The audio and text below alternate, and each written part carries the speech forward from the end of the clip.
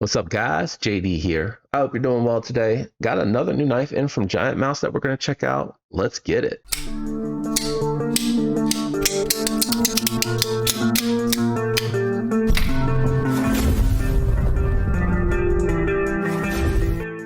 All right, guys, we have the Sonoma V2 coming in. I checked out the Sonoma, but it was a very, very long time ago.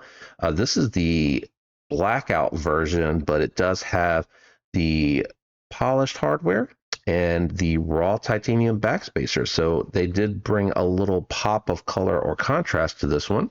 The contoured scales feel really nice on this one. So does the black wash that they did on here. Very, very smooth.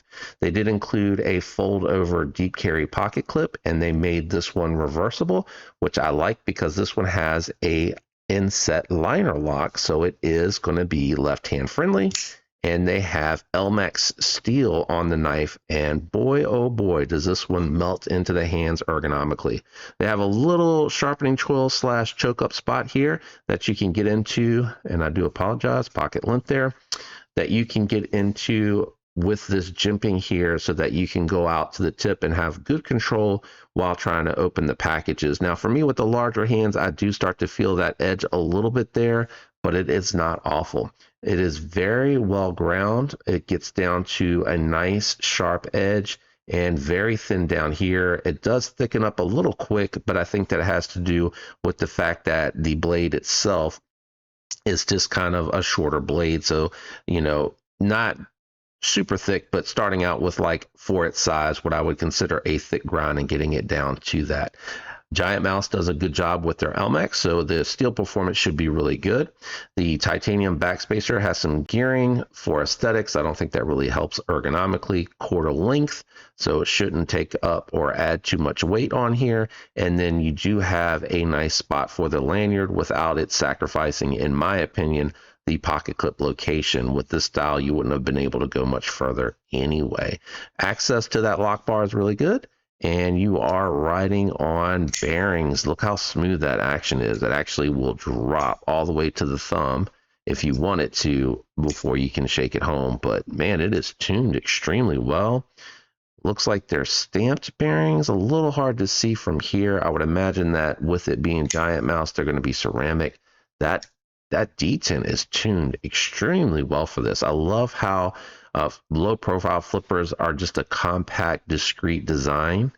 Overall, just going to be very minimal in the pocket, very minimal looking, and very discreet. I wish they would have added a little bit of tighter jimping on there.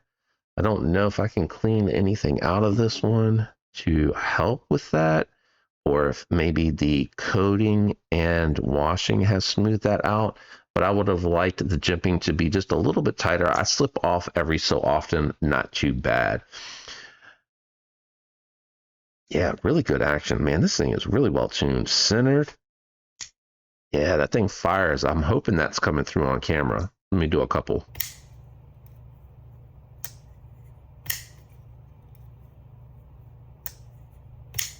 Yeah, that's pretty good. Let's do some size comparisons and then we'll check the weight on this one out. All right, so the Sonoma, while being thin, is pretty close in length to the Bodacious. So it is a longer, slender knife for sure.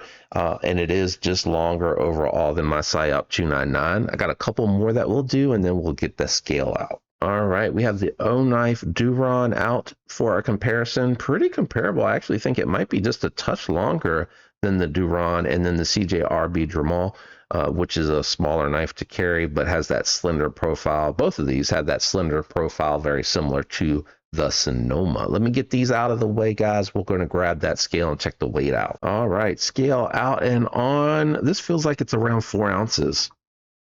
Coming in about 3.9 ounces, so just shy of 4. The steel in there with the all titanium, the chunkier scales, not super thick. The contouring does add some thickness to it.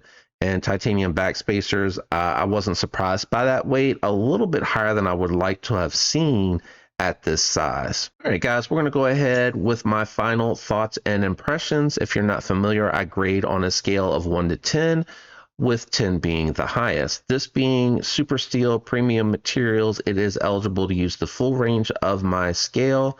And what I take into account is going to be the cost, fit, finish, and build quality, the aesthetics, ergos, and performance, both with the action and with the cutting. A couple of notes here: it does have kind of a later detent ball, so, or it could be that it's ramped.